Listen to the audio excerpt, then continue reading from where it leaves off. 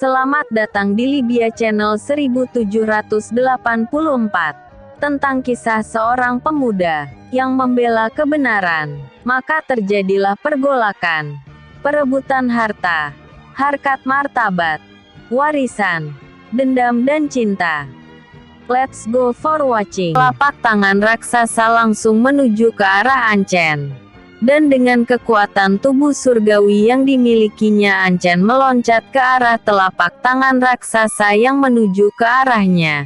Dengan menghantamkan tinju yang telah dialiri kekuatan penghancur matahari. Ledakan energi kembali tercipta yang membuat tubuh Ancen terhempas ke bawah arena pertarungan. Hingga arena pertarungan itu pun hancur tertimpa oleh tubuhnya. Ancen kembali bangkit berdiri seperti tak terjadi apa-apa padanya. Dia pun menatap ke arah Li Yuxi yang kini telah berdiri di atas arena. Pemuda ini sangat tangguh dan sulit untuk dikalahkan. Aku terpaksa harus mengeluarkan kekuatan terkuat yang kumiliki untuk dapat melumpuhkannya. Tak kusangka untuk menaklukkannya aku harus menggunakan cara itu. Batin Li Yuxi. Li Yuxi kemudian menggigit jari tangannya sendiri, hingga jari itu mengeluarkan darah segar. Tak lama kemudian dia pun menjentikkan jari yang terluka itu ke depan, hingga darah yang berada di jarinya itu terpercik ke udara. Segel darah surgawi, ucap Li Yuxi. Seketika itu segel raksasa pun tercipta di udara. Dan tak lama kemudian dari dalam segel tersebut bermunculan telapak tangan raksasa yang langsung menuju ke arah Ancen dengan kekuatan energi yang sama seperti yang telah dikeluarkan Li Yuxi sebelumnya. Di luar arena pertarungan, Nincu begitu sangat mengkhawatirkan keselamatan Ancen. Karena serangan pertama saja dapat membuat Ancen terhempas sedemikian kerasnya. Apalagi dengan serangan susulan yang berkali-kali itu pasti akan membuat Ancen terluka walaupun dirinya telah dilindungi dengan tubuh surgawi yang dimilikinya. Nincu memejamkan matanya. Dia tak menyangka jika harus menerima kekalahan dari kelompok gurun pasir. Sehingga keinginannya untuk mengetahui informasi tentang teratai nirwana akan pupus bersama kekalahan Ancen. Walaupun kekalahan ini membuatku tak akan mengetahui informasi mengenai teratai nirwana dari kepala desa. Tapi aku sangat kagum dengan perjuanganmu yang tetap bertahan sampai saat ini. Batin Nincu.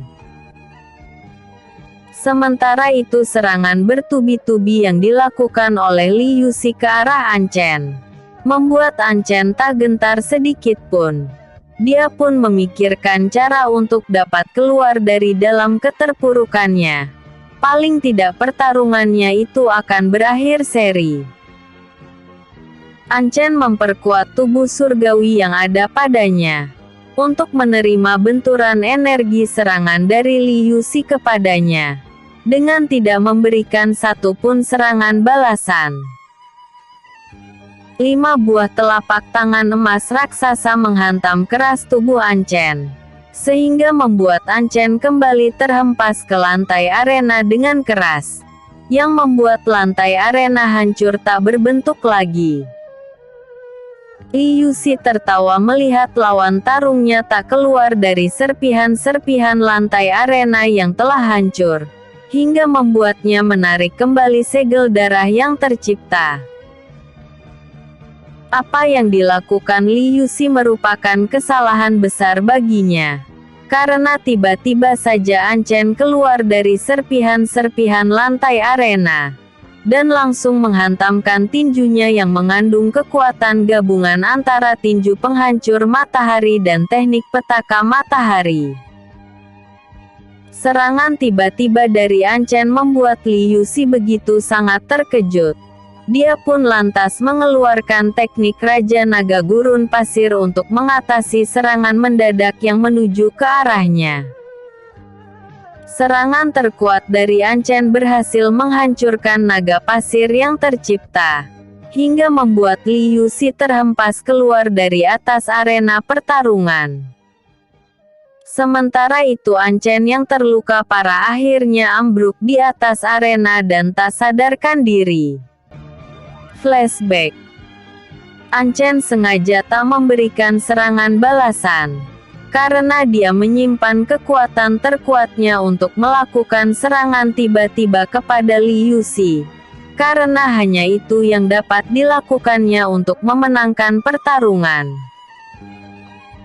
5 kali serangan telapak tangan emas yang mengenai tubuhnya, membuat perisai tubuh surgawi yang ada padanya hancur dan menyebabkan Ancen terluka dalam. Akan tetapi Ancen masih bisa menyimpan kekuatan besar di genggaman tangannya. Melihat Liu Si yang telah menganggap Ancen kalah karena sudah tak sanggup melanjutkan pertarungan, hal itu memberi kesempatan bagi Ancen untuk melakukan serangan terakhir dengan seluruh energi tubuhnya yang tersisa. Dan serangan itu berhasil membuat Liu Si keluar dari atas arena pertarungan. Perdebatan pun terjadi di podium para ketua, karena melihat hasil pertarungan yang terjadi. Ketua Ouyang Hong beranggapan jika Liu Si muridnya yang telah memenangkan pertarungan itu, dan kelompok gurun pasir berhak menuju ke fase berikutnya. Karena muridnya masih sehat dan dapat berdiri kokoh walaupun saat ini dia berada di luar arena pertarungan. Sementara Ancen sudah tak berdaya dan nyaris mati di atas arena. Ketua Tang Yi juga pada pendiriannya jika pemenang pertarungan itu adalah Ancen. Karena muridnya itu masih dapat berada di atas area walaupun sudah tak berdaya. Dan aturan yang telah disepakati bersama jika sampai seorang petarung keluar dari dalam arena pertarungan maka petarung itu akan dinyatakan kalah. Perdebatan yang terjadi antara Ketua Tang Yi dan Ketua Ouyang Hong hampir memicu bentrokan fisik. Untung saja penasehat istana segera menengahinya. Apa yang kalian lakukan? Dalam turnamen yang diselenggarakan ini sudah ada panitia yang akan memutuskan hasil dari sebuah pertarungan. Dan aku ingin kalian tak melakukan hal bodoh yang akan membuat Kaisar Anzor murka, ucap sang penasehat. Apa yang dikatakan oleh penasehat istana membuat kedua ketua terdiam, dan larut dalam pikiran mereka masing-masing. Melihat kedua ketua terdiam, membuat penasehat istana kembali berkata, "Tunggulah. Kami dari panitia penyelenggara akan segera mengumumkan hasil dari pertarungan yang terjadi," ucap penasehat istana. Tak berapa lama kemudian, penasehat istana berjalan menuju ke tempat di mana Kaisar Anzor berada. Yang mulia, dari hasil keputusan pertarungan antara Ancen dan Liu Si setelah melakukan pertimbangan dari seluruh panitia penyelenggara, hasil pertarungan itu dimenangkan oleh Ancen karena dia masih berada di atas arena sementara Liu Si telah keluar dari arena pertarungan, ucap penasehat istana. Aku tak menginginkan elf dari gurun pasir kalah oleh elf pesisir pantai. Karena peran serta para elf gurun pasir untuk memajukan istana lewat tambang batu api masih sangat diperlukan oleh istana dalam membentuk sumber daya bagi kultivator muda, sekaligus sebagai sumber energi cahaya yang sangat dibutuhkan bagi istana. Umumkan jika pertarungan yang terjadi adalah seri, agar penduduk gurun pasir tak menyalahkan keputusan yang terjadi jika kemenangan itu jatuh di tangan kelompok dari pesisir pantai, ucap Kaisar Ansor. Baik yang mulia, Aku akan mengumumkan jika pertarungan yang terjadi berakhir seri, jawab penasehat istana. Penasehat istana langsung menuju ke arena pertarungan dan mengumumkan hasil pertarungan yang terjadi. Setelah menimbang segala sesuatunya, maka kami panitia penyelenggara memutuskan jika hasil pertandingan antara Ninchu dan Anchen dinyatakan seri. Dari keputusan yang telah kami buat ini sudah dianggap sah dan tak boleh diganggu-gugat lagi, ucap penasehat istana. Pengumuman itu membuat Ketua Tang Yi merasa kecewa dengan keputusan yang telah terjadi. Karena dari kesepakatan bersama jika salah seorang petarung keluar dari dalam arena pertarungan maka akan dinyatakan kalah. Sehingga kedua Tang Yi beranggapan jika ada kecurangan di dalam hasil keputusan itu. Ketua Tang Yi, kurasa keputusan ini merupakan keputusan yang adil. Maka kau harus segera mempersiapkan kelima muridmu untuk melakukan pertarungan kelompok. Untuk menentukan siapa yang harus menuju ke fase yang kedua, ucap Ketua Ouyang Hong dengan senyum kemenangan di bibirnya. Ketua Tang Yi tak menanggapi perkataan Ketua Ouyang Hong. Dia lebih memilih pergi dari tempat itu karena merasa jika keadilan dalam turnamen bela diri yang diadakan benar-benar menyudutkannya. Bagaimana kelompokku bisa mengalahkan kelompok elf gurun pasir? Sementara yang tersisa dari kelompokku hanya Ninchu, Zurui dan Anchu. Sementara kelompok gurun pasir masih utuh. Karena pertarungan yang terjadi hanya membuat luka ringan bagi mereka, batin Ketua Tang Yi. Sementara itu Ninchu yang berada di balai pengobatan istana, akhirnya melihat Anchen tersadar. Maafkan aku Ninchu. Aku gagal memenangkan pertarungan itu, ucap Anchen dengan penuh rasa bersalah di wajahnya. Kau tak usah terlalu memikirkannya. Lebih baik kau memikirkan kondisi tubuhmu yang telah terluka parah ini.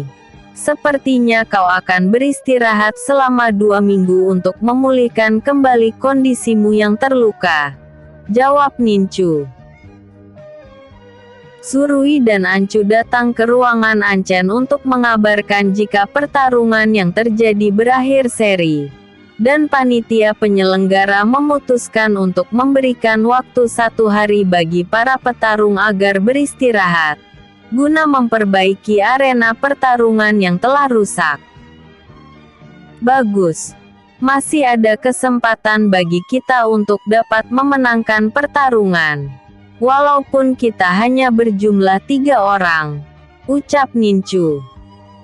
Bersambung. Episode sebelumnya, Anchen vs Liu Xi. Episode berikutnya, pertarungan antar kelompok. Pertarungan antar kelompok. Malam itu Ninchu menyuruh Zurui dan Anchu untuk beristirahat. Karena besok merupakan hari penting sekaligus pembuktian bagi elf pesisir pantai dalam pertarungan menghadapi para elf dari gurun pasir. Untuk memperebutkan 1 kursi menuju ke fase yang kedua. Di malam itu juga Ninchu melakukan kultivasi untuk menemui sang guru dalam mencari solusi bagaimana cara memenangkan pertarungan yang akan terjadi esok hari. Guru, apa yang harus kulakukan saat ini untuk menghadapi pertarungan yang akan terjadi besok? Tanya Ninchu. Sang guru terdiam. Kemudian berjalan mondar-mandir ke sana dan lemari. Entah apa yang dipikirkannya saat ini. Yang jelas dia serius menanggapi pertanyaan dari muridnya itu.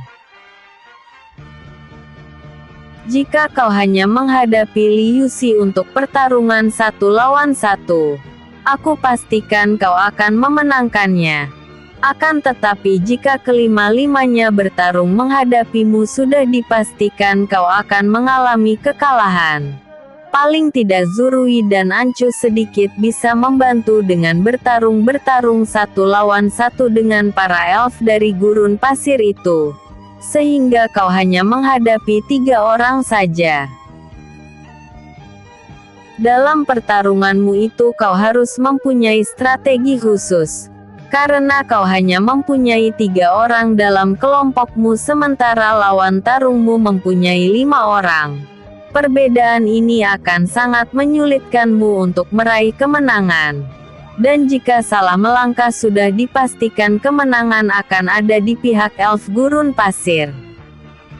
Aku hanya bisa sedikit melakukan gambaran bagaimana strategi yang akan kau lakukan saat ini. Dari 5 murid elf gurun pasir, ada 3 yang terlemah yaitu 2 elf wanita dan 1 elf pria selain Li Yuxi dan Lai Sendong. Aku ingin kau mengalahkan ketiga elf terlemah itu dan biarkan Zurui serta Ancu yang akan menghadapi Li Yuxi dan Li Sendong. Semua itu bertujuan agar kau dapat secepatnya menghabisi ketiga elf terlemah yang dimiliki gurun pasir. Sehingga akan memudahkan bagimu untuk memenangkan pertarungan setelah itu. Ucap inti api surgawi. Terima kasih guru. Aku telah mengerti langkah apa yang harus kulakukan untuk menghadapi para elf dari gurun pasir itu. Sedari itu aku mohon diri.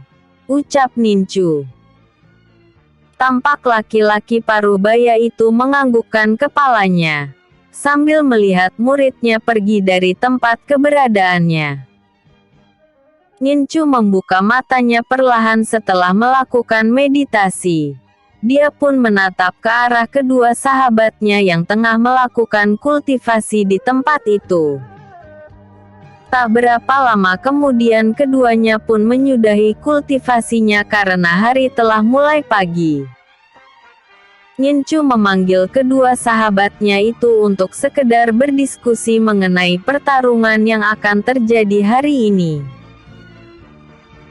Aku ingin Zurui menghadap Li Yuxi dalam pertarungan 1 lawan 1 dan Ancu menghadapi Li Sendong juga dengan pertarungan 1 lawan 1.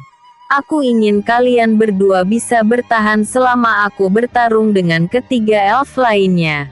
Ucap Nincu. Mengapa bukan kau saja yang menghadapi Li Yuxi ataupun Li Sendong? Bukankah di antara kita bertiga kaulah yang terkuat? Tanya Ancu. Ancu. Dalam pertarungan ini kita memerlukan strategi agar dapat memenangkan pertarungan, yaitu dengan memberikan kesempatan kepada kalian berdua untuk menghadapi yang terkuat dari kelompok gurun pasir. Sementara aku akan secepatnya menghabisi ketiga elf terlemah, agar dapat membantu kalian berdua setelah aku mengalahkannya. Jawab Nincu. Kurasa strategi yang ingin diterapkan Nincu merupakan pemikiran yang gemilang. Seandainya Nincu dapat mengalahkan ketiga kultivator terlemah dalam kelompok gurun pasir, maka dengan sendirinya kita akan membalikkan keadaan. Timpal Zurui. Bagaimana jika mereka berlima menggunakan formasi untuk mengurung dan menyerang kita?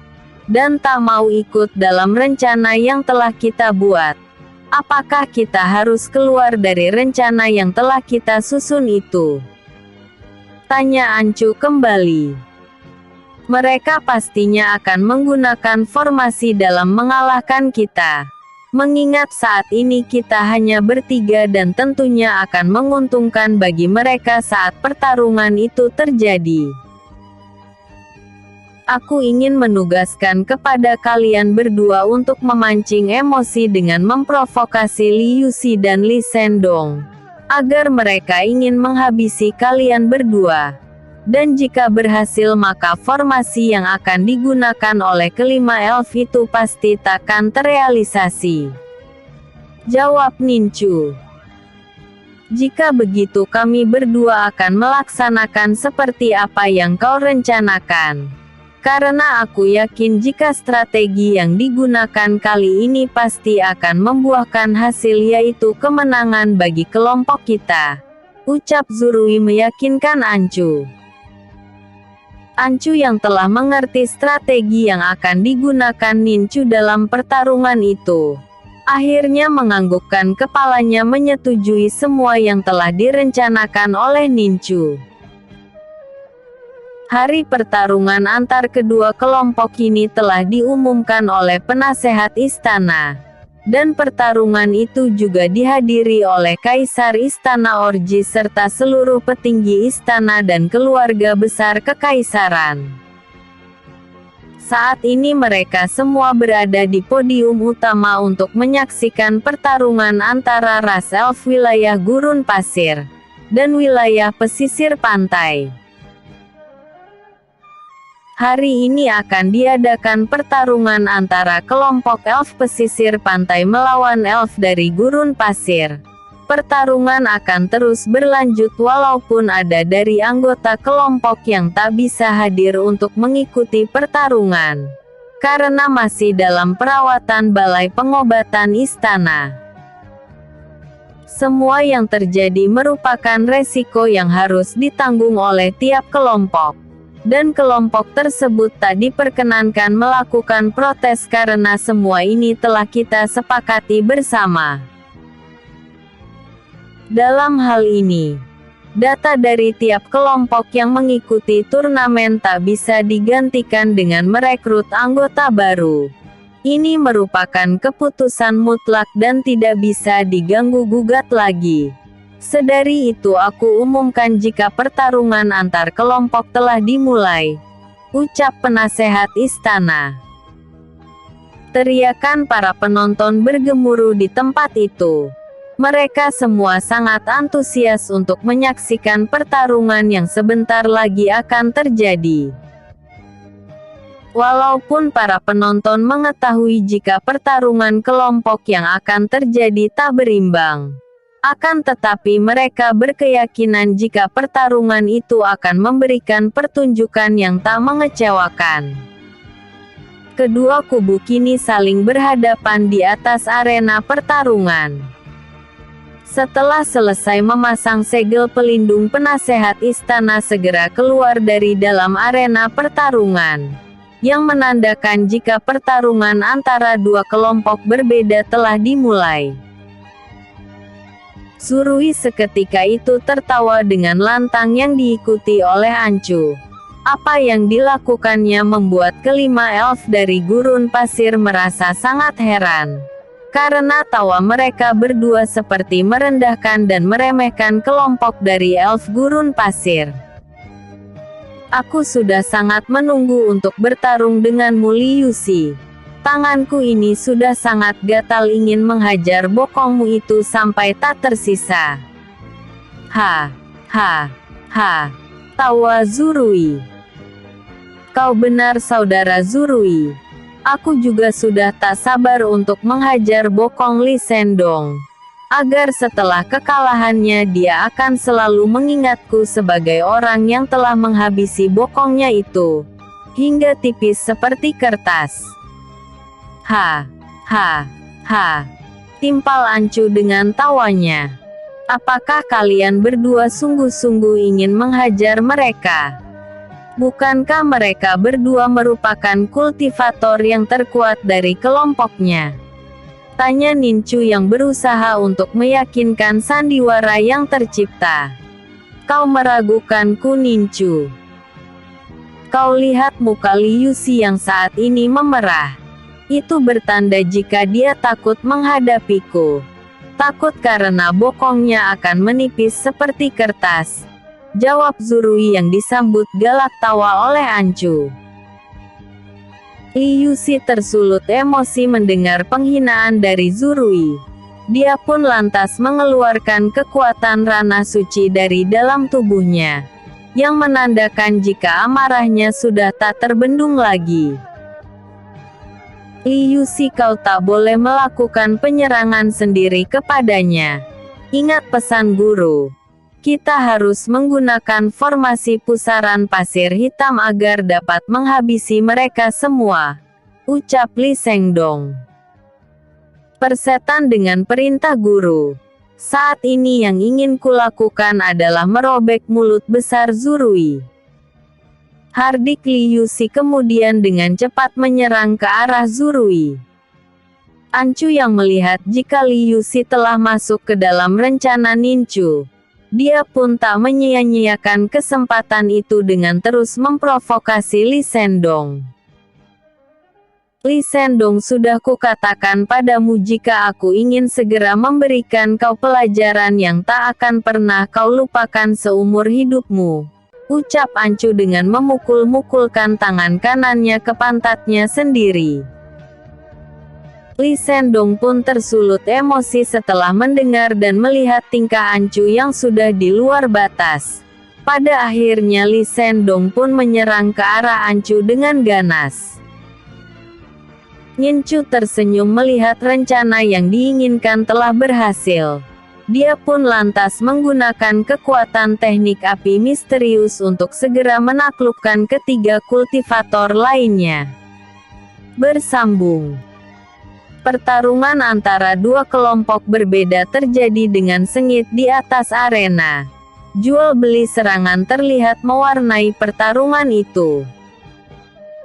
Untuk sementara waktu Zurui dan Ancu dapat mengimbang serangan-serangan mematikan yang dilakukan oleh kedua lawan tarungnya, sehingga membuat Nincu tak begitu khawatir dengan kedua sahabatnya itu. Sementara itu, ketiga kultivator terlemah yang berada di kelompok gurun pasir begitu sangat dikejutkan dengan serangan-serangan cepat dan mengandung kekuatan tingkat tinggi yang dilakukan oleh Nincu.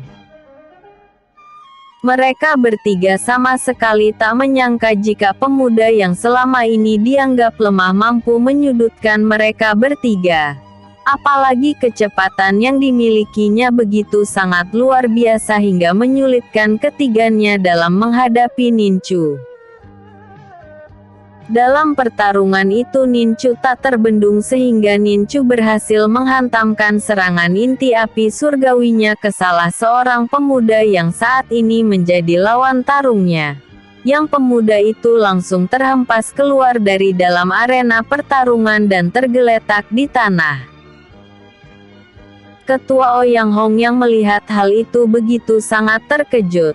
Dia tak menyangka jika serangan pemuda dari pesisir pantai bisa begitu cepat dan dengan mudahnya dapat menghempaskan muridnya keluar dari dalam arena pertarungan. Siapa pemuda itu? Mengapa teknik yang digunakannya tak pernah kulihat selama ini digunakan oleh para elf pesisir pantai? Dan mengapa mereka semua begitu bodoh bisa terpancing untuk melakukan pertarungan satu lawan satu dengan para elf pesisir pantai, sehingga hal ini bisa terjadi pada Bai Yixing. Jika mereka tak secepatnya menyadari dan membentuk formasi, maka ditakutkan kedua murid perempuanku itu takkan bisa menahan keganasan pemuda dari pesisir pantai yang mempunyai kekuatan melebihi kedua muridku itu. Batin Ketua Ouyang Hong dengan penuh rasa kekhawatiran di wajahnya. Di atas podium utama, terlihat Putri Anti samar-samar mengetahui jika pemuda yang berada di dalam kelompok pesisir pantai merupakan pemuda yang telah membuatnya kesal. Bukankah dia pemuda itu? Tapi mengapa matanya berwarna kuning tak seperti bola mata berwarna biru seperti saat pertama kali aku melihatnya? Aku akan menemuinya setelah pertarungan ini. Dan aku akan memastikan jika dia merupakan pemuda yang kutemui di hutan waktu itu. Batin Putri Anti. Di arena pertarungan, kecepatan langkah bayangan yang dimiliki oleh Nincu, yang digabungkan dengan kekuatan api inti surgawi di tangan kanannya, membuat kedua wanita dari elf gurun pasir sangat sulit mengantisipasi setiap serangan yang dilakukan oleh Nincu. Sehingga setiap teknik yang digunakan oleh kedua wanita itu seakan sia-sia belaka. Zhao Jiran, kita tak bisa terus seperti ini. Kita harus mengajak Li Yuxi untuk membantu kita dalam mengalahkan pemuda ini. Karena kecepatan dan teknik aneh yang digunakannya membuat kita berdua tak berdaya dibuatnya. Ucap Luo Luo. Kau benar. Kita harus segera meminta bantuan pada Li Yuxi. Jika tidak kita pasti akan mengalami nasib yang sama seperti yang telah dialami oleh Bai Yixing. Jawab Zhao Jiran. Sementara itu Nincu yang telah mampu menguasai pertarungan melawan kedua wanita yang menjadi lawan tarungnya, menyadari jika kedua wanita itu ingin meminta bantuan pada salah seorang pemuda terkuat dari kelompoknya. Dengan pemikirannya itu Nincu tak sedikit pun memberikan kesempatan kepada kedua wanita itu untuk mendapatkan bantuan dari rekan-rekannya. Kalian sudah berakhir, batin Nincu. Nincu segera memunculkan api hijau di tangan kirinya, yaitu inti api hidup yang selama ini jarang digunakannya untuk mengakhiri pertarungan dengan kedua wanita yang menjadi lawan tarungnya. Sehingga terlihat adanya dua api yang berbeda jenis yang saat ini berada di kedua tangannya. Dengan menggunakan teknik langkah bayangan, Nincu berhasil melesatkan kedua inti api tersebut ke tubuh kedua wanita yang menjadi lawan tarungnya. Sehingga kedua wanita itu pun akhirnya terhempas keluar dari arena pertarungan, dan tak sadarkan diri. Sorak-sorai penonton begitu riuh menggema di luar arena pertarungan, saat melihat Nincu berhasil menghempaskan kedua wanita yang menjadi lawan tarungnya. Teriakan para penonton yang mengeluk-elukkan Nincu membuat Li Yuxi dan Li Sendong tersadar jika telah terjadi hal-hal buruk yang telah menimpa anggota kelompoknya. Sudah terlambat bagi mereka berdua untuk menyadari yang telah terjadi. Sehingga mereka berdua mengutuk Nincu yang telah berlaku curang dengan mengalihkan perhatian agar mereka berdua menghadapi dua orang pemuda dari kelompoknya pesisir pantai. Sehingga Nincu dapat dengan mudah mengalahkan ketiga anggota terlemah yang ada di dalam kelompoknya sendiri.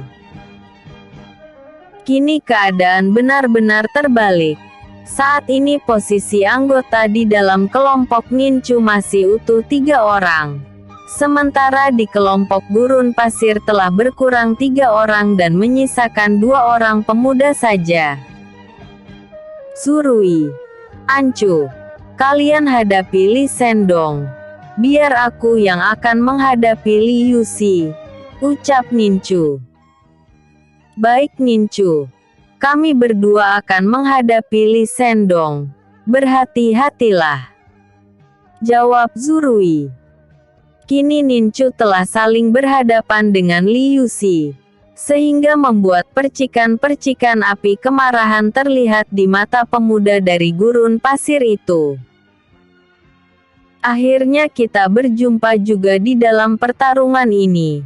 Aku sudah lama menunggu saat ini Nincu. Saat dimana aku akan menghabisimu, ucap Li Yuxi dengan penuh amarahan.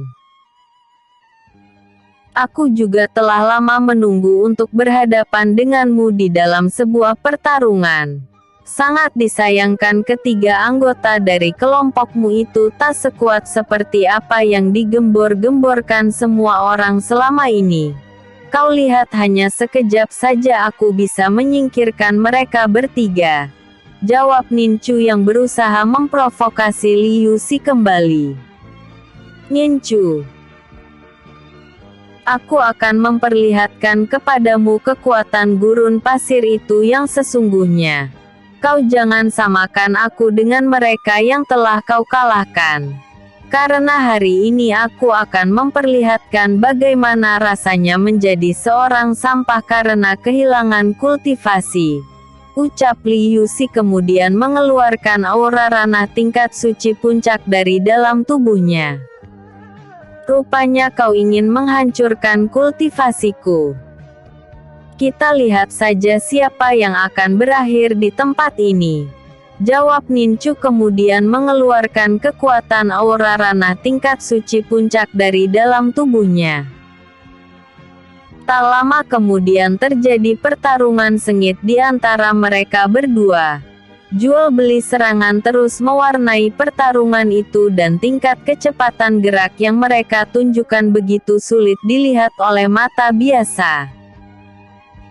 Tak lama kemudian kedua telapak tangan dari kedua pemuda itu saling berbenturan, hingga menemukan ledakan energi yang membuat mereka sama-sama terseret beberapa langkah ke belakang. Pantas saja kau sesombong itu karena kau memiliki kemampuan yang hampir mengimbangiku. Tapi sangat disayangkan semua kekuatan yang kau miliki itu tak akan ada apa-apanya di hadapan segel darah surgawiku. Ucap Li Yuxi kemudian menggigit jari tengahnya. Untuk menciptakan segel darah surgawi yang merupakan teknik terkuat yang dimilikinya. Bersambung. Aura segel darah surgawi yang tercipta begitu sangat kuat, sehingga Nincu dapat merasakan adanya kekuatan besar di dalam segel darah itu. Nincu tak tinggal diam melihat hal itu. Dia tak ingin menjadi bulan-bulanan serangan berkekuatan besar yang diciptakan oleh Li Yuxi. Dengan mengeluarkan kekuatan penuh di tangan kiri dan kanannya, Nincu langsung menggabungkan ketiga api sekaligus untuk membentuk serangan berkekuatan besar yang bernama amukan api misterius. Api putih dari inti api surgawi di tangan kanan, dan api hijau dari inti api hidup di tangan kiri mengeluarkan aura yang sangat kuat. Kedua kekuatan besar itu disatukan sehingga tercipta sebuah teratai api yang memancarkan aura yang dapat menggetarkan segel pelindung yang membatasi arena pertarungan. Setelah Nincu menggabungkan kedua inti api di hadapannya hingga menjadi teratai api, tak lama kemudian Nincu meniupkan api ilahi dari dalam mulutnya dan menggabungkannya dengan teratai api yang telah tercipta, sehingga kobar api berwarna biru semakin bertambah besar menyelimuti permukaan teratai api.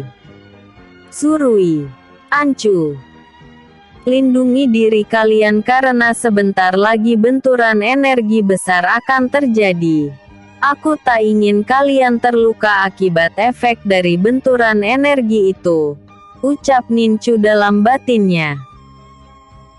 Suara Nincu begitu jelas terdengar di telinga kedua sahabatnya yang tak bisa didengar oleh orang lain. Sehingga mereka berdua langsung membentuk perisai pelindung dan mengabaikan pertarungannya dengan Li Sendong.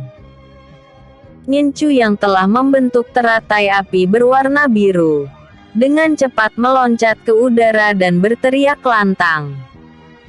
Amukan api misterius. Teriak Nincu saat melemparkan teratai api ke arah segel darah yang mengeluarkan telapak tangan emas raksasa dari dalam segel. Telapak tangan raksasa berwarna emas yang keluar dari dalam segel darah surgawi, saling berbenturan dengan teratai api berwarna biru milik Nincu yang mengakibatkan buas energi api yang tercipta dari kekuatan api misterius dapat menghancurkan apapun yang berada di sekitar tempat itu, termasuk arena pertarungan dan segel pelindung yang melindungi arena pertarungan.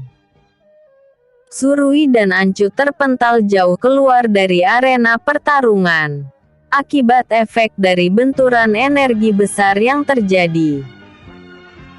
Walaupun mereka berdua terpelanting keras ke permukaan tanah, tapi dengan pelindung energi yang telah dipasang sebelumnya, Mereka berdua hanya menderita luka dalam ringan. Beda dengan Lee Sendong yang hanya memikirkan pertarungannya melawan Zurui dan Ancu. Tak menduga akan adanya benturan energi berkekuatan besar yang terjadi. Sehingga dia pun terhempas menabrak segel pelindung dan jatuh ke tanah dengan keras. Tampak darah segar mengalir di sudut bibirnya, yang menandakan jika dirinya tengah terluka parah.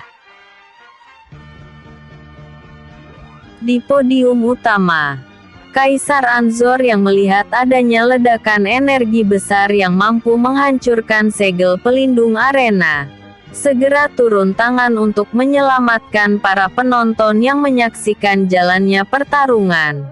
Dengan mengeluarkan kekuatan peri kuno surgawi yang dimilikinya, untuk membentuk segel pelindung baru agar efek ledakan energi yang terjadi di arena pertarungan tak mengenai para penonton yang saat ini masih menyaksikan jalannya pertarungan.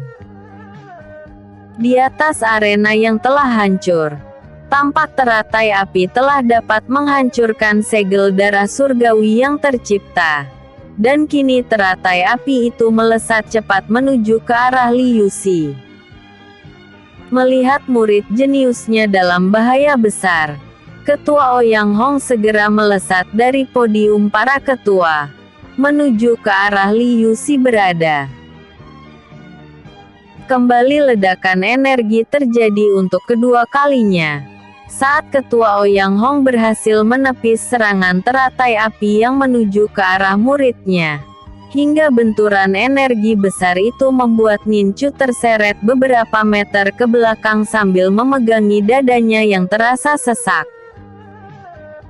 Ketua Ouyang Hong berhasil menyelamatkan muridnya dari serangan amukan api misterius yang dilakukan oleh Nincu. Walaupun tubuhnya terasa sakit tapi dia merasa lega karena melihat keadaan muridnya yang baik-baik saja.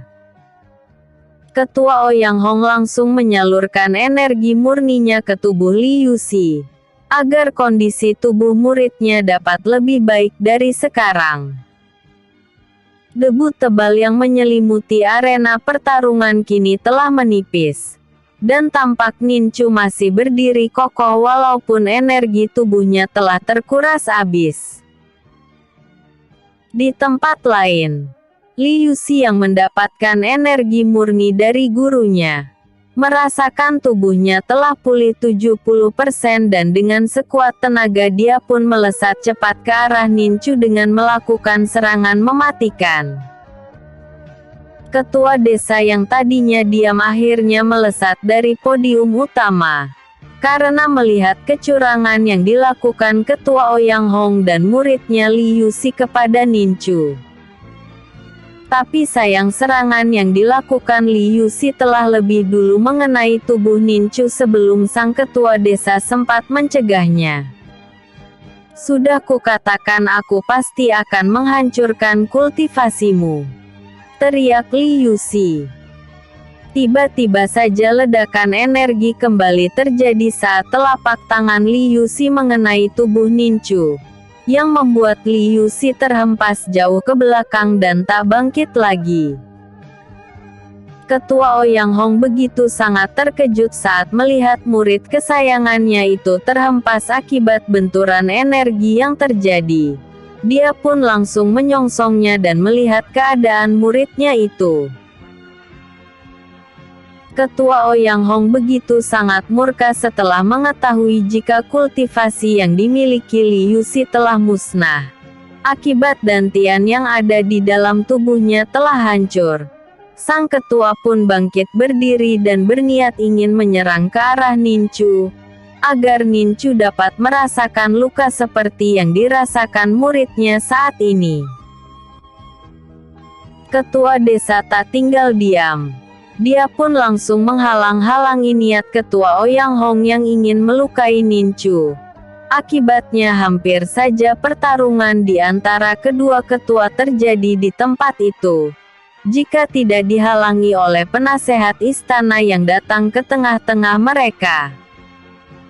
Apa yang kalian berdua lakukan? Ini merupakan pertarungan antara para pemuda dan bukan pertarungan antar para ketua. Aku ingin kalian memandang Yang Mulia Kaisar dengan tidak melakukan hal bodoh seperti ini, ucap penasehat istana. Kedua ketua itu pun akhirnya menghentikan perdebatan yang terjadi. Ketua Ouyang Hong kemudian pergi ke arah Li Yuxi dan menggendongnya pergi dari tempat itu. Ketua desa pun ikut melakukan hal yang sama dengan pergi ke arah Ninchu. "Bagaimana keadaanmu?" tanya ketua desa. "Keadaanku kurang baik, ketua. Aku saat ini mengalami luka dalam," ucap Ninchu. Tak lama kemudian para alkemis dari istana datang ke arah Ninchu untuk membawa Ninchu ke balai pengobatan istana untuk mendapatkan perawatan di sana. Flashback. Ninchu yang melihat adanya serangan cepat dari Li Yuxi ke arahnya hanya bisa pasrah dengan keadaan yang ada. Karena energi di dalam tubuhnya telah terkuras habis, sehingga dia tak mampu lagi menghindar maupun menangkis serangan yang tertuju ke arahnya. Di dalam keterpurukannya itu tiba-tiba saja rubah ekor tiga yang ada di dalam tubuh Ninchu bereaksi. Dia pun lantas membentuk perisai di tubuh Ninchu dan melakukan serangan balik yang sangat kuat yang tak bisa dilihat oleh siapapun juga. Akibat serangan dari sang rubah, Li Yuxi akhirnya terhempas jauh ke belakang dengan kondisi tubuh yang terluka dalam sangat parah. Bersambung. Episode sebelumnya, kecerdasan Ninchu. Episode berikutnya, Putri Anti di Balai Pengobatan. Putri Anti di Balai Pengobatan. Hasil pertarungan yang terjadi belum menemukan titik terang. Para panitia penyelenggara masih mengadakan rapat untuk menentukan siapa pemenang dari pertarungan itu. Karena dalam pertarungan yang terjadi Ninchu telah menghancurkan masa depan Li Yuxi dengan menghancurkan kultivasinya, di mana aturan dari turnamen melarang keras itu terjadi. Di sisi lain panitia penyelenggara juga mempertimbangkan masalah ketua Ouyang Hong yang ikut campur dalam pertarungan antara Ninchu dan Li Yuxi. Saat ini Ninchu berada di sebuah kamar di balai pengobatan istana untuk melakukan pemulihan diri akibat pertarungan yang membuatnya terluka dalam. Tak ada satupun orang yang diperbolehkan untuk menjenguk Ninchu. Semua itu agar Ninchu dapat segera pulih seperti sedia kala. Ketua desa tak bisa berbuat apa-apa lagi karena balai pengobatan istana sudah menetapkan larangan itu. Sehingga dia memilih pergi seorang diri ke tempat kediaman yang diberikan istana kepadanya. Seandainya Tetua Ancau tak kembali ke desa, mungkin saat ini aku tak sendiri seperti ini. Karena kelima murid yang kubawa mengikuti turnamen tengah berada di balai pengobatan istana untuk memulihkan diri setelah pertarungan. Batin Ketua Desa. Untuk menepis rasa sepi di dalam ruangan itu, Ketua Desa lantas melakukan meditasi di tempat itu. Sementara itu Ninchu yang masih terbaring di atas pembaringan dikejutkan dengan suara ketukan pintu dari luar kamarnya. Tok, tok, tok. Suara pintu kamar diketuk dari luar. Siapa yang telah datang ke tempat ini? Batin Ninchu bertanya-tanya. Biasanya para alkemis dari balai pengobatan istana yang datang. Mereka akan langsung masuk ke dalam kamar ini tanpa mengetuk pintu. Tapi mengapa ketukan pintu ini seperti menandakan jika ada orang lain selain alkemis dari balai pengobatan istana yang datang ke kamar ini? Batin Ninchu. Tak berselang lama suara ketukan pintu berhenti. Dan tak lama kemudian gagang pintu pun dibuka dari luar. Ceklek. Suara pintu kamar terbuka dari luar. Dan tampaklah seraut wajah cantik seorang wanita yang memakai cadar, menampakkan dirinya dari balik pintu. Putri Anti. Mengapa dia datang ke kamar ini? Batin Nincu bertanya-tanya. Putri Anti berjalan dengan anggun masuk ke dalam kamar Nincu. Seketika itu aroma wangi harum menyeruak dari tubuh sang putri. Wangi yang begitu memabukkan bagai laki-laki yang mencium aromanya. Ternyata kau bernama Nincu, nama yang tak asing bagiku. Karena nama itu mengingatkanku kepada seorang kawan lama, ucap Putri Anti. Ternyata kau masih mengingat namaku Putri. Tapi mengapa kau mengingkari janjimu 3 tahun yang lalu? Batin Nincu. Nincu hanya diam mendengar perkataan dari Putri Anti. Karena dia tak ingin terpancing dengan perkataan sang putri, yang tentunya akan membuatnya berdebat. Diamnya Nincu membuat sang putri berkeyakinan jika yang ditemuinya sewaktu di dalam hutan merupakan pemuda yang tengah terbaring di hadapannya saat ini. Aku sangat yakin jika pemuda ini merupakan pemuda yang kutemui sewaktu di dalam hutan. Yang membedakannya hanya bola mata berwarna kuning yang ada padanya.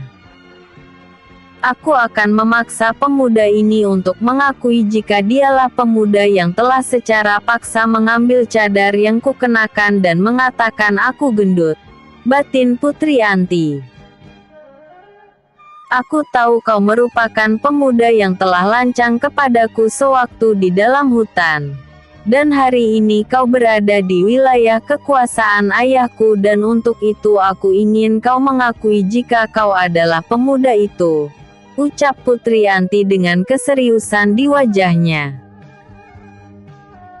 Nincu sama sekali tak menggubris perkataan sang putri. Malah Nincu saat ini membalikkan tubuhnya membelakangi sang putri. Sengaja hal itu dilakukannya agar sang putri semakin marah kepadanya. Dan secara tak langsung Nincu memberitahu jika memang dirinya lah yang bertemu dengannya sewaktu di dalam hutan.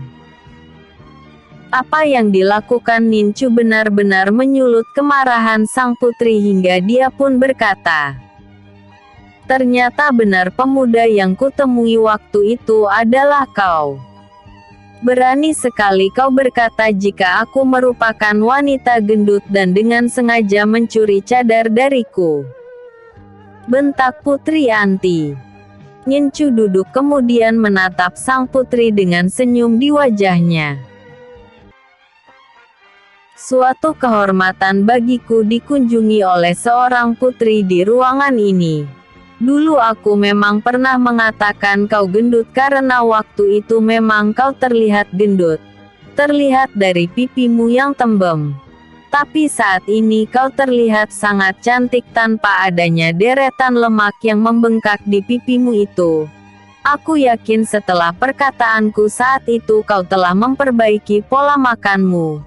Bukankah begitu Putri? Tanya Nincu. Muka sang putri memerah menahan amarah dan rasa malu. Karena apa yang dikatakan oleh Nincu benar adanya. Dengan wajah garang, Putri Anti mencoba menyangkal apa yang dikatakan oleh pemuda yang ada di hadapannya itu. Aku tak pernah melakukan seperti apa yang telah kau katakan. Aku mau makan. Aku mau tidur. Aku mau apalah. Itu urusanku. Cepat kembalikan cadar yang kau curi dariku itu. Bentak Putri Anti. Baik. Aku akan mengembalikan cadar yang kuambil darimu. Asalkan dengan satu syarat, yaitu aku ingin melihat satu senyuman manis darimu untukku. Jawab Nincu dengan kembali tersenyum kepada sang putri. Kau. Berani sekali kau berkata seperti itu padaku. Jika kau tak memberikan cadar yang kau ambil dariku, maka jangan salahkan aku jika di pedang ini yang akan berbicara. Ucap Putri Anti melampiaskan kekesalannya.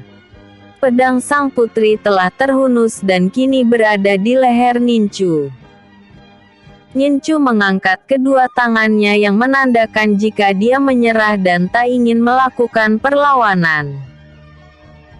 Putri, jika kau membunuhku maka kupastikan arwahku selalu akan menghantuimu. Karena aku mati penasaran oleh seorang wanita yang sangat kukagumi. Jawab Nincu dengan ketenangannya. Putri Anti semakin gerah dan kesal dengan semua tingkah pemuda yang ada di hadapannya. Kini pedang yang berada di leher Nincu perlahan-lahan menembus kulitnya. Maka darah segar seketika itu menetes dari luka sayat yang diderita oleh Nincu. Cepat berikan atau pedang ini akan semakin dalam merobek lehermu. Teriak sang putri. Bukannya takut, Nincu malah memejamkan matanya seperti dia telah rela mati di tangan Putri Anti. Aku tak pernah melihat pemuda yang sangat berani kepadaku seperti Nincu. Apakah dia benar-benar sudah gila sehingga dia menjadi seperti ini? Batin sang putri. Tiba-tiba seorang alkemis muncul dari balik pintu dan berteriak lantang. Apa yang kau lakukan, Putri? Mengapa kau ingin membunuh pemuda yang merupakan peserta turnamen bela diri? Jika Yang Mulia tahu dan seluruh penduduk yang ada di Kekaisaran Dataran Langit mendengar jika kau telah melakukan hal buruk padanya, maka kedudukanmu sebagai seorang putri akan dicap jelek oleh mereka semua. Ucap alkemis itu. Putri Anti menarik pedang yang menempel di leher Nincu, dan memasukkan pedang itu kembali ke dalam cincin ruang yang dimilikinya. Tanpa bicara sepatah kata pun sang putri membalikkan badan dan melangkah pergi meninggalkan ruangan itu. Tunggu! Teriak Nincu. Teriakan Nincu sontak membuat Putri Anti menghentikan langkahnya dan berbalikkan badan ke arah Nincu. Nincu mendekati sang putri, kemudian memberikan cadar yang pernah diambilnya dari Putri Anti. Cadar ini sangat berkesan bagiku. Karena ini kepunyaanmu maka cadar ini akan kukembalikan kepadamu. Ucap Nincu sambil memberikan cadar sang putri yang ada padanya. Putri Anti lantas meraih cadar yang diberikan Nincu kepadanya. Kemudian kembali membalikkan badan dan melangkah pergi dari tempat itu. Luka yang kau berikan padaku hari akan kuingat selalu. Sampai jumpa kembali Putri. Teriak Nincu. Putri Anti tak menggubris perkataan Nincu, dia terus berlalu pergi. Sementara itu alkemis muda yang menyaksikan hal itu berkeyakinan jika telah terjadi percintaan yang sangat rumit antara Nincu dan Putri Anti. Bersambung. Seminggu telah berlalu pertarungan antara kelompok pesisir pantai dan kelompok gurun pasir. Dengan segala pertimbangan pada akhirnya panitia penyelenggara turnamen mengumumkan jika kelompok Nincu berhasil lolos ke fase selanjutnya. Kelompok Nincu kini kembali lengkap 5 orang. Dengan kondisi semua anggotanya yang telah pulih dari cedera yang dialami. Di dalam sebuah ruangan mereka berlima saling berdiskusi antara satu dengan yang lainnya.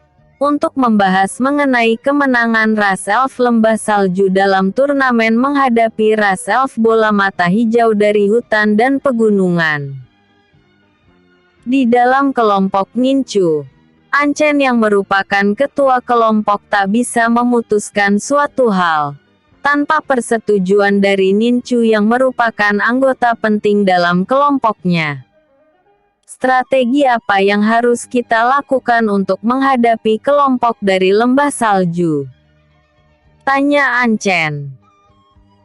Kelompok lembah salju merupakan kelompok kuat karena dahulu Ketua Yuyu yang merupakan guru sekaligus pembimbing para murid lembah salju, pernah memenangkan turnamen yang diselenggarakan oleh istana. Kurasa saat ini mereka semua telah mempersiapkan strategi khusus dalam menghadapi kita. Aku ingin kita dapat memenangkan pertarungan 1-1 melawan mereka. Jika sampai terjadi pertarungan kelompok, aku meragukan jika kita akan memenangkannya, jawab Ninchu. Ninchu, saat ini kita tak bisa memilih lawan. Karena saat ini pihak penyelenggara akan mengundi siapa yang akan bertarung di atas arena, ucap Anchen. Ninchu terdiam dan memikirkan bagaimana cara agar dapat mengalahkan kelompok lembah salju. Masih ada 2 hari lamanya kita beristirahat sebelum pertarungan itu terjadi. Berikan waktu bagiku untuk berpikir bagaimana strategi yang harus kita gunakan, dan langkah apa yang akan kita perbuat agar dapat memenangkan pertarungan itu, ucap Ninchu. Setelah berbincang-bincang beberapa saat lamanya, pada akhirnya pembicaraan itu usai tanpa menemukan solusi dalam menghadapi para elf lembah salju. Ninchu kemudian melakukan meditasi untuk menemui sang guru di dalam dantiannya. Guru, pertarunganku dengan kelompok lembah salju akan segera dimulai. Dan aku belum menemukan strategi terbaik mencari solusi untuk menghadapinya. Dapatkah guru mencarikan aku solusi untuk menghadapi pertarungan melawan kelompok dari lembah salju? Pinta Ninchu. Ninchu, saat ini tak ada pilihan bagi kalian untuk mencari strategi khusus dalam menghadapi mereka. Karena dalam pertarungan 1-1 para panitia penyelenggara telah mengundinya. Dan siapapun nama dari hasil undian yang keluar maka dengan sendirinya merekalah yang akan bertarung. Yang menjadi masalah bagi kelompokmu adalah tingkat kultivasi yang kalah jauh dari kelompok mereka. Dan hal ini akan mempengaruhi pertarungan 1-1 yang terjadi di atas arena. Aku hanya akan memberikan satu saran padamu.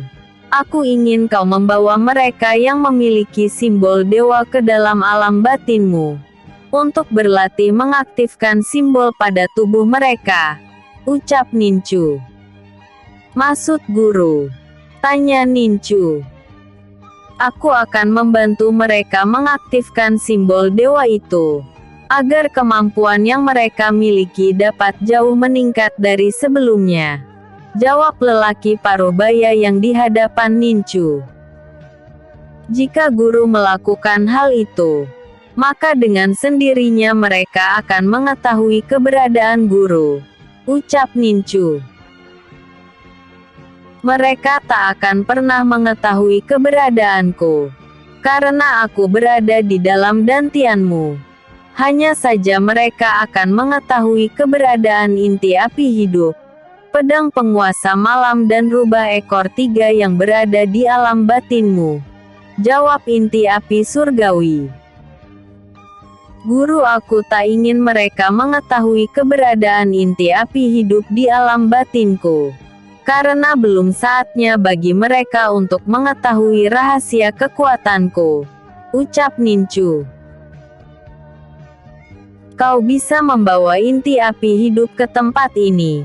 Karena inti api hidup sama sepertiku yang dapat berada di dantianmu. Dan dengan sendirinya pedang penguasa malam pun akan ikut berada di sini karena 2 kekuatan besar itu merupakan 2 kekuatan yang tak dapat terpisahkan, jawab inti api surgawi. Baiklah guru. Aku akan membawa pedang penguasa malam dan inti api hidup ke tempat ini, ucap Ninchu. Nincu lantas mengeluarkan kekuatan kontrak darah yang dimilikinya. Dan dalam sekejap pedang penguasa malam yang berselimutkan inti api hidup telah berada di hadapannya. Tak lama kemudian inti api hidup terpecah. Dan membentuk seekor naga hitam dengan mata merah menyala. Inti api hidup seperti mendapatkan kekuatan baru setelah berada di dantian Nincu. Sehingga dia dapat berubah wujud menjadi seekor naga hitam. Naga giok wujud inti api hidup, aku ingin kau berada di sini untuk sementara waktu. Alam batinku akan kugunakan untuk melatih tingkat kekuatan bersama tim dalam kelompokku, ucap Nincu. Tuan muda, aku tak keberatan jika terus berada di sini. Di dalam alam dantianmu ini aku dapat merasakan kekuatan besar, yang mampu menguatkan kekuatanku berkali-kali lipat dari sebelumnya. Kebetulan di dalam dantianmu ini aku dapat bertemu dengan kawan lamaku sehingga aku tak kesepian, ucap naga giok sambil menatap ke arah inti api surgawi. Terima kasih. Mulai saat ini kau akan berada di dalam dantianku, ucap Nincu. Setelah mendapatkan solusi dari sang guru, Nincu pada akhirnya menemui keempat sahabatnya. Ancu, Xiansan, aku ingin kalian meningkatkan kekuatan di tempat ini. Dengan melakukan kultivasi penyerapan ki murni hingga waktu yang ditentukan untuk bertarung melawan kelompok dari lembah salju tiba, ucap Nincu. Baik, kami berdua akan melakukan seperti apa yang kau inginkan, jawab Xiansan. Tak lama kemudian mereka berdua lantas melakukan kultivasi di tempat itu.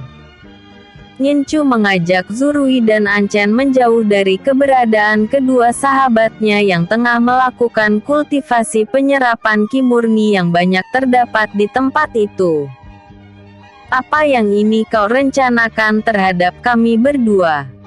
Tanya Anchen. Bermeditasilah. Nanti kalian berdua akan mengetahui apa yang saat ini ingin kurencanakan kepada kalian berdua, jawab Nincu. Tak banyak tanya Anchen dan Zurui akhirnya melakukan meditasi di tempat itu.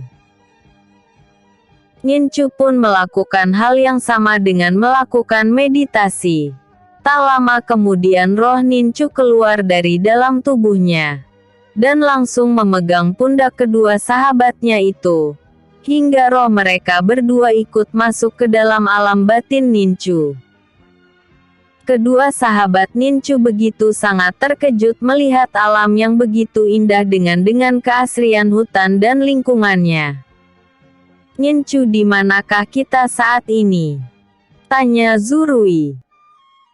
Saat ini kalian berada di suatu tempat dengan berlimpah energi murni di dalamnya. Aku tak bisa memberitahu kalian tempat apa ini, karena itu merupakan larangan dari seseorang yang memiliki tempat ini, ucap Nincu berbohong. Tak lama seekor rubah putih berekor 3 langsung meloncat ke arah Nincu.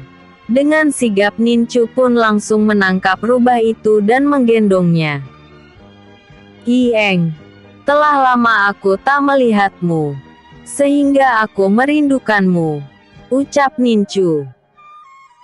Mendengar perkataan Nincu, Yieng segera menggesek-gesekkan kepalanya di dada bidang Nincu, seakan ingin melepaskan rindunya.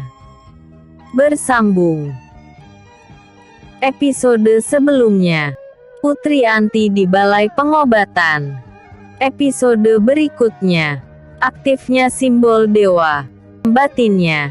Nincu mengutarakan keinginannya itu kepada kedua sahabatnya.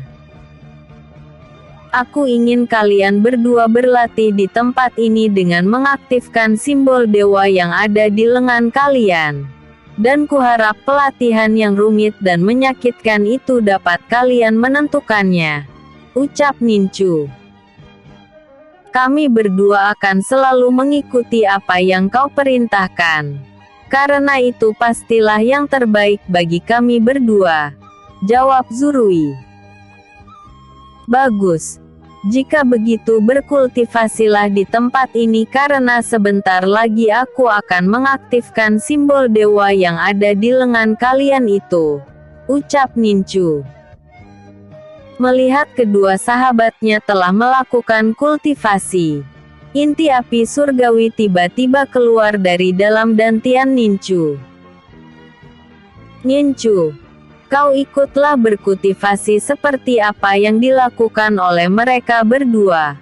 Karena aku akan mengaktifkan simbol dewa yang ada pada kalian bertiga, ucap inti api surgawi. Baik guru, jawab Ninchu singkat. Ninchu lantas melakukan kultivasi di tempat itu seperti yang diperintahkan sang guru. Melihat ketiganya telah melakukan kultivasi, inti api surgawi segera mengaktifkan simbol dewa yang ada di tubuh mereka bertiga. Di hadapan lelaki parubaya berjubah putih itu, kini muncul 3 buah kobaran api berwarna putih sebesar bola kaki. Dengan sekali kibasan tangannya, kobaran api itu langsung menuju ke arah ketiga pemuda yang tengah melakukan kultivasi, sehingga kobaran api itu langsung terserap oleh tubuh mereka bertiga. Berjuanglah, taklukkanlah kekuatan terkuat dari simbol dewa itu, agar kekuatan dari simbol dewa dapat merasuk ke dalam tubuh kalian.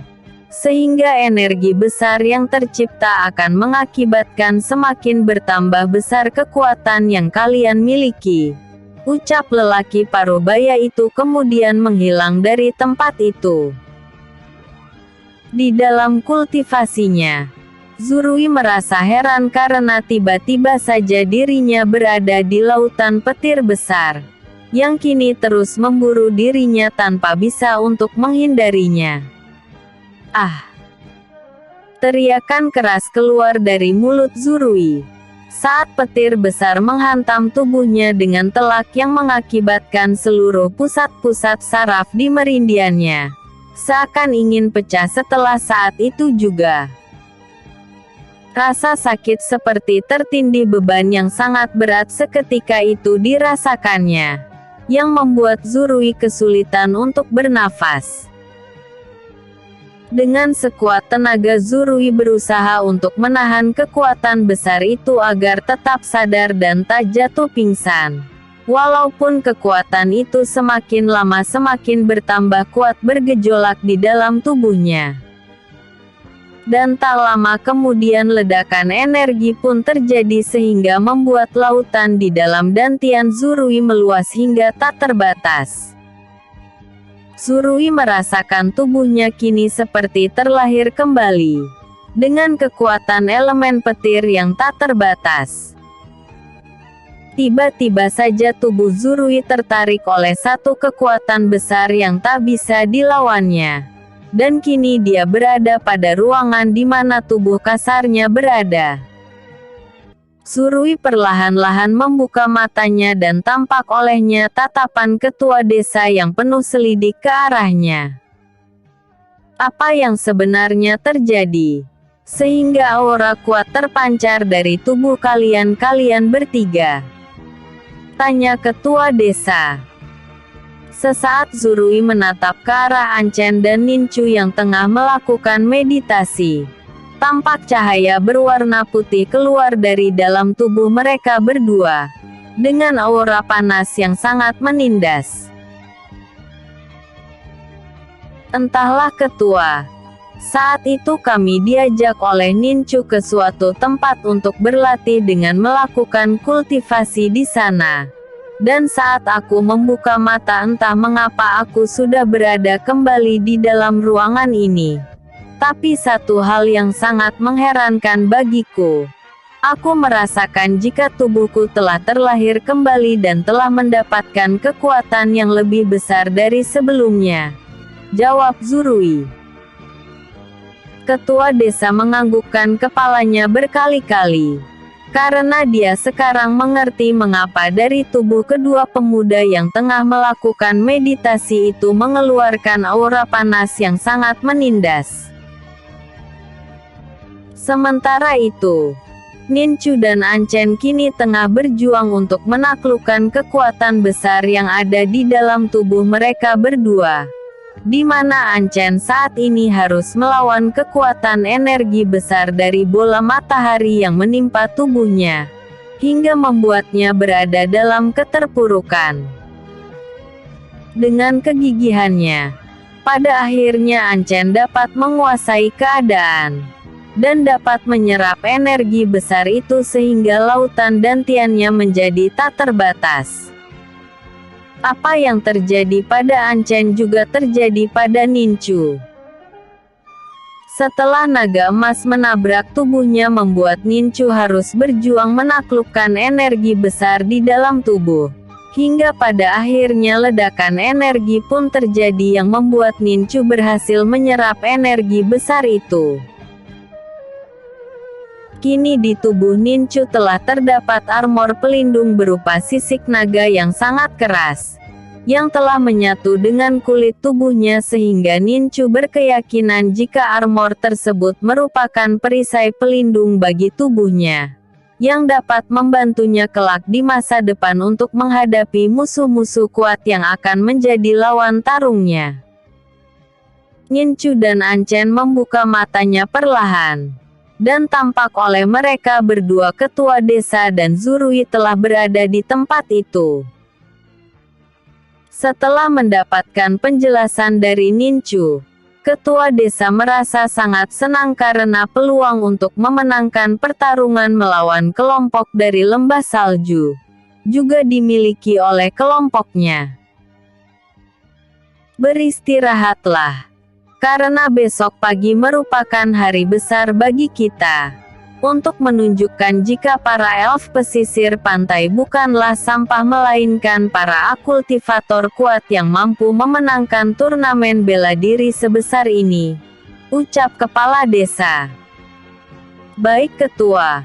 Kami akan beristirahat, jawab Nincu singkat. Ketua desa keluar dari dalam ruangan itu dengan senyuman yang terus terpancar dari wajah tuanya.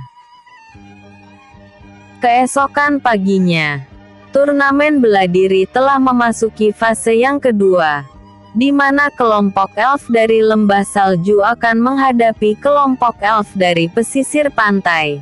Sementara kelompok dari istana akan menunggu pemenang dari salah satu kelompok yang akan bertarung saat ini. Penasehat istana mengundi 3 nama dari kelompok pesisir pantai dan 3 nama dari kelompok lembah salju, untuk mempertemukan mereka dalam sebuah pertarungan besar di atas arena pertarungan. Nama Nincu keluar pertama dari undian itu, dan kali ini dia akan menghadapi ketua dari kelompok lembah salju yang bernama An Yue. Sorak-sorai penonton menggema ke penjuru tempat itu, setelah mendengar jika Nincu akan menghadapi An Yue dalam pertarungan pembuka di fase yang kedua. Mereka semua berkeyakinan jika pertarungan kali ini akan menjadi pertarungan yang sangat luar biasa. Karena para penonton telah mengetahui tingkat kekuatan yang dimiliki oleh mereka berdua setelah pertarungan yang terjadi sebelumnya. Nincu melangkah ke atas arena pertarungan. Begitupun dengan An Yue. Mereka kini saling berhadapan satu dengan yang lainnya. Dan tampak terlihat ketenangan di mata An Yue dalam menghadapi pertarungan yang akan terjadi. Setelah penasehat istana menyampaikan aturan pertarungan itu, dia pun akhirnya meninggalkan arena pertarungan yang menandakan jika pertandingan itu telah dimulai. Nona An Yue, Semoga pertarungan kita ini merupakan pertarungan persahabatan yang tak meninggalkan dendam di saat pertarungan telah usai, ucap Ninchu. Terlihat An Yue tersenyum mendengar perkataan dari Ninchu, karena memang tak sedikit pun terlintas dalam pikirannya jika pertarungan yang akan terjadi hari ini akan menyisakan dendam. Nona An Yue, setelah pertarungan ini aku berharap aku bisa menemuimu, karena ada satu hal yang ingin ku bicarakan denganmu, ucap Ninchu kembali. Aku akan menerimamu untuk menemaniku jika kau berhasil mengalahkanku dalam pertarungan ini. Tapi jika kau kalah dariku maka kau jangan coba-coba untuk menemaniku, jawab An Yue. Dari atas podium utama, terlihat Putri Anti begitu gusar saat melihat keakraban kedua petarung itu di atas arena. Karena tingkah anehnya itu membuat sang ibu menjadi heran dengan perilaku putrinya yang tak seperti biasanya. Bersambung. An Yue vs Ninchu. Pertarungan antara An Yue dan Ninchu kini telah mulai. Ninchu kemudian mengambil sebuah pedang dari dalam cincin ruangnya, yang merupakan salah satu pedang berkualitas tinggi yang didapatkannya sewaktu berburu harta karun di Paviliun Langit.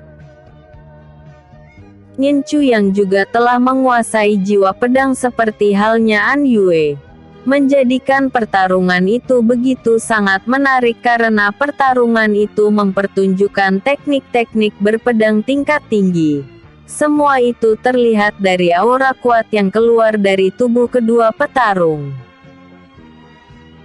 Setelah beberapa saat lamanya, An Yue mulai menunjukkan kualitas berpedangnya, dengan menjadikan tubuhnya 3 replika tubuh yang sama dan mengurung keberadaan Ninchu, sehingga perlahan-lahan Ninchu pun mulai terdesak. Aku tak menyangka jika An Yue dapat membentuk bayangan yang menyerupai dirinya. Dan serangan-serangan dari kedua bayangan itu begitu cepat dan mematikan seperti layaknya An Yue yang asli.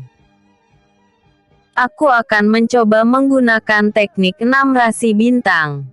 Dan semoga pedang ini mampu untuk menahan kekuatan besar dari teknik 6 rasi bintang yang akan ku keluarkan, batin Ninchu. Ninchu lantas menggunakan teknik langkah bayangan untuk keluar dari formasi pedang yang dibuat oleh An Yue. Dan setelah mendapatkan celah dia pun lantas melompat ke udara dan menggunakan teknik 6 rasi bintang, yang merupakan salah satu teknik terkuat dari pedagang penguasa malam. Tiba-tiba saja tubuh Ninchu berubah menjadi 6 bayangan yang sama, dan mengurung ketiga bayangan An Yue hingga ketiga bayangan An Yue kesulitan untuk bergerak akibat terkurung di dalam formasi segel 6 rasi bintang. An Yue begitu sangat terkejut karena merasakan badannya seperti terkunci dan tak dapat digerakkan. Dia pun langsung mengeluarkan kekuatan ranah dewa yang dimilikinya, hingga sedikit demi sedikit segel yang mengunci tubuhnya berlahan-lahan mulai merenggang, yang membuatnya dapat bergerak kembali. Ninchu yang menggunakan teknik 6 rasi bintang tak menyangka sama sekali jika pedang yang berada di dalam genggaman tangannya seketika itu hancur menjadi debu akibat energi kuat yang keluar dari teknik 6 rasi bintang. Apa yang kukhawatirkan menjadi kenyataan. Ternyata teknik 6 rasi bintang hanya dapat digunakan dengan menggunakan pedang penguasa malam. Seandainya Wuxian tak mengetahui pedang penguasa malam, aku pasti akan menggunakan pedang penguasa malam secara leluasa di dalam pertarungan ini, batin Ninchu. Ninchu yang melihat jika An Yue mulai terbebas dari formasi teknik pedang 6 rasi bintang, mau tak mau harus menyerangnya dengan menggunakan tangan kosong. Serangan tangan kosong yang dilakukan oleh Ninchu tak membuahkan hasil sama sekali karena lawan tarungnya keburu terbebas dari dalam formasi. Serangan cepat yang dilakukan Ninchu hanya berhasil melepaskan cadar yang ada di wajah An Yue, sehingga membuat wajah cantik wanita muda itu terlihat oleh seluruh penonton yang berada di luar arena pertarungan. Decak kagum para penonton saat melihat kecantikan paras An Yue dialami juga oleh Ninchu. Ninchu tak menyangka jika di balik cadar yang selama ini menutupi wajah An Yue, tersimpan paras cantik seorang wanita muda yang kecantikannya setara dengan Putri Anti. Sementara itu An Yue begitu murka mengetahui jika Ninchu telah berani melepaskan cadar yang dikenakannya, sehingga wajah yang selama ini tak pernah dilihat oleh orang lain harus dipertontonkannya kepada seluruh penonton yang menyaksikan pertarungan dari luar arena.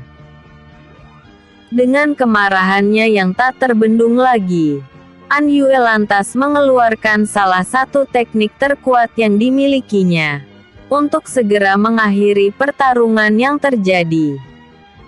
Tarian badai salju, ucap An Yue. Replika tubuh An Yue kini kembali menyatu, dan tak lama kemudian tiba-tiba saja entah dari mana datangnya butiran-butiran salju bermunculan di dalam arena pertarungan. An Yue kini menyerang Ninchu dengan menggunakan teknik pedang tarian badai salju, yang membuat arena pertarungan seketika itu diselimuti oleh salju yang semakin menebal. Seiring pergerakan pedang di tangannya, An Yue berhasil menciptakan pusaran angin yang berselimutkan hawa dingin yang menusuk tulang. Tiba-tiba saja suara inti api surgawi menggema di telinga Ninchu. Kau jangan sampai terkena pusaran angin itu, karena jika kau sampai berada di dalam pusaran angin itu maka kau akan membeku menjadi patung es, ucap inti api surgawi dari dalam dantian Ninchu. Setelah mendengar peringatan dari sang guru, Ninchu segera mengaktifkan simbol bunga teratai yang ada di lengan kirinya, sehingga membuat tubuh Ninchu kini terbungkus oleh nyala api berwarna emas, yang dapat membendung pusaran angin dingin yang menuju ke arahnya. Ninchu kembali mengaktifkan simbol naga di lengan kanannya, hingga membuat tubuhnya kini terbungkus armor sisik naga. Karena Ninchu melihat adanya serangan balok es yang dilancarkan oleh An Yue ke arahnya. Serangan puluhan balok es itu jika terkena tubuh, maka akan berakibat fatal, yaitu membuat tubuh seseorang akan berubah menjadi patung es. Berkali-kali Ninchu terkena serangan balok es yang menuju ke arahnya. Akan tetapi serangan itu sama sekali tak berefek kepadanya. Walaupun Ninchu harus berkali-kali terseret ke belakang akibat daya dorong dari balok-balok es tersebut. Kau telah mengeluarkan teknik terkuatmu, maka giliranku untuk menyerangmu, ucap Ninchu. Dengan menggunakan gabungan antara inti api surgawi dan inti api hidup yang membentuk teratai api kecil, Ninchu lantas melesat cepat menggunakan teknik langkah bayangan menuju ke arah An Yue, sambil melemparkan teratai api tersebut ke arahnya. Kali ini Ninchu yang dibuat terkejut. Tubuh An Yue tiba-tiba saja menghilang dari pandangan matanya, hingga serangan yang ditujukan kepada An Yue menjadi sia-sia. Kali ini Ninchu terkurung di dalam puluhan cermin yang berterbangan di udara, dan di dalam salah satu cermin tersebut terdapat An Yue di dalamnya.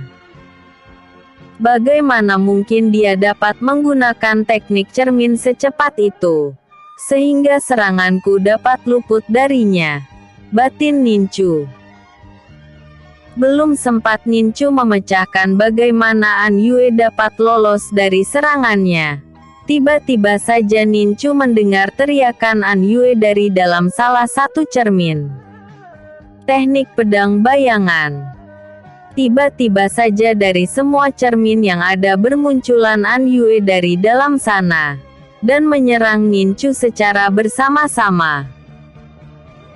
Mendapatkan serangan tiba-tiba dan sangat cepat yang berkekuatan ranah dewa, membuat Nincu harus menerima kenyataan jika dirinya harus terhempas keras di lantai area pertarungan. An Yue yang lihat Nincu telah terhempas ke lantai arena dengan keras, tak menyia-nyiakan kesempatan itu. Dari dalam cermin kembali bermunculan puluhan tubuh An Yue, dan langsung menyerang ke arah Nincu dengan pedang terhunus. Walaupun Nincu mempunyai armor pelindung di tubuhnya, dengan menerima serangan beruntun berkali-kali membuat Nincu pun terluka. Nincu bangkit kembali sambil menyeka darah segar yang menetes di sudut bibirnya. Ranah dewa memang sangat luar biasa kuat. Perbedaan dengan ranah suci yang kumiliki saat ini bagaikan langit dan bumi. Walaupun kau mempunyai kekuatan yang sekuat itu, aku tetap pasti akan dapat memenangkan pertarungan ini, ucap Nincu dengan mode serius di wajahnya. Bersambung.